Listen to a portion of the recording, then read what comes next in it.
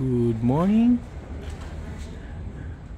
We're here in the city of, how do you pronounce it? Chanakali ba? We're staying in Airbnb. No? Airbnb is very convenient. So we're going here, this area. And this is only a one-way street. Mga residents nandito, old na settlement. Maganda yung Airbnb niya. Parang bahay na siguro iniwan muna just to accommodate us.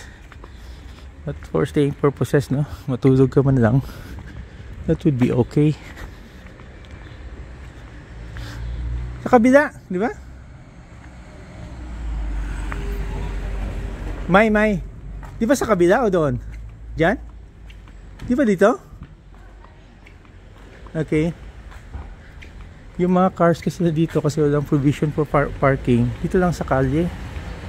No? Pinapark, paunahan na lang kung sinong mga park.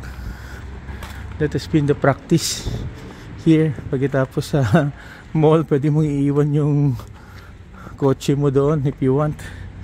Walang bayad. Nasa yan. Very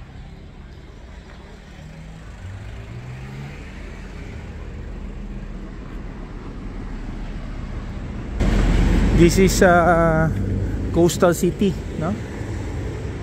Chanakali, ano ba yung pronunciation yan?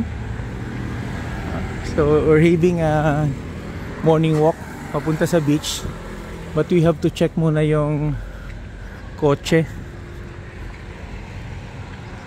Ayan yung kalye nila, condition ng kalye nila here to check. So dito naka-parking lang yan mga kotse mo. Parang walang no towing zone eh. So they need siguro to create, no, provisions for open spaces, parking. Parang old settlement na talaga tang nangyari dito. Ito yung mga apartment. Ha? Intact pa siya? Check ko lang. Ayan. Ayan yung kotse namin dito na yung pinark, no, sa kabilang kalye. It's still intact ba? Let's just check. No. Wala mas lang parking sa mga condo nila. No, here, harap ng electric. So this is yung car. So just checking, no, yung Toyota hybrid that we rented in Istanbul. No? So far so good. Okay, intact. Wala namang na kuha, nasira. We're going to the beach na ngayon. No? Ganyan, yun din setup na dito ang parking sa labas. It's an accepted practice. No towing zone.